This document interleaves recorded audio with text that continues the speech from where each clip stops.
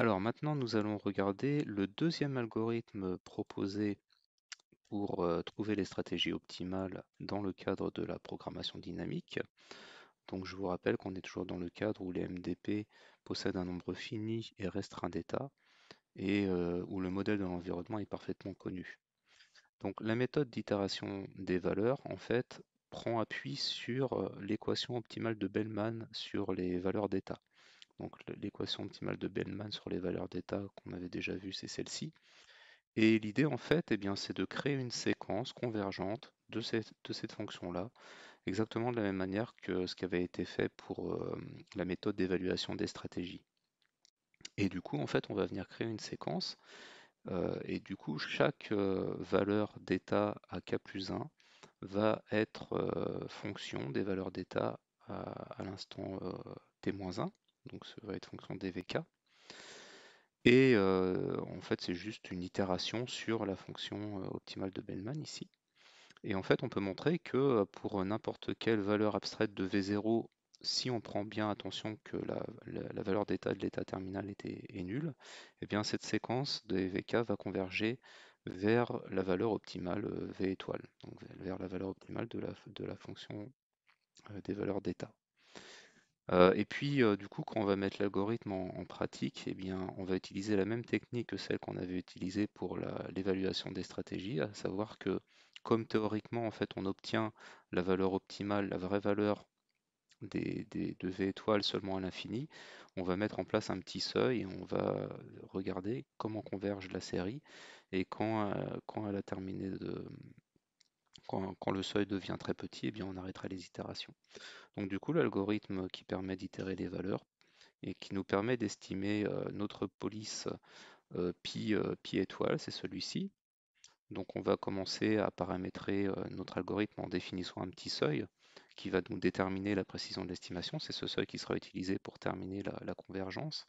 Ensuite, on initialise notre fonction valeur d'état pour tous les états de manière arbitraire en prenant garde que l'état terminal soit mis à 0.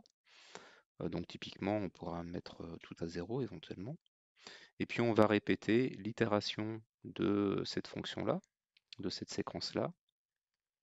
Donc ça ressemble beaucoup en fait à l'itération qui est utilisée dans la méthode qui permet d'évaluer les stratégies, sauf que cette fois-ci, on va faire intervenir le maximum parmi toutes les actions ici, qui n'est pas présent lorsqu'on fait l'itération sur l'évaluation des stratégies. Et donc du coup, en une seule passe, on va directement, en une seule passe sur les états, on va directement obtenir notre fonction valeur d'état. On n'aura pas besoin de répéter ça comme on avait besoin de le faire précédemment avec l'autre méthode. Et du coup, cette fonction valeur d'état, eh bien, on va l'utiliser pour extraire une stratégie greedy, une stratégie optimale, en prenant pour chaque état eh bien, la valeur maximale retournée parmi toutes les actions possibles à prendre et en utilisant le fait que les valeurs d'état sont celles qu'on avait utilisées précédemment. Donc la table des valeurs d'état qu'on va calculer à l'aide de la séquence issue de l'équation optimale de Bellman va nous servir pour déterminer notre fameuse police, notre stratégie optimale, en prenant en compte les résultats donnés par les actions maximales. Et du coup, comme ça, on va pouvoir trouver les actions maximales à utiliser, les actions optimales à utiliser pour construire notre police.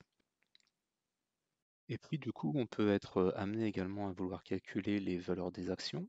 Et donc, de la même manière, en faisant le même raisonnement, par itération, si on reprend l'équation d'optimalité sur les valeurs d'action de Bellman, donc on part de cette équation-là, et sachant que en fait la valeur d'un état optimal, eh bien en fait c'est lorsque je récupère l'action optimale sur cet état, eh bien si j'injecte cette relation-là ici, j'obtiens, et en écrivant les équations sous forme récurrente, eh bien j'obtiens cette équation-là. Donc du coup, en fait, si on veut calculer également les valeurs d'action, on a juste à rajouter dans notre algorithme précédent le calcul des actions en utilisant cette équation de récurrence.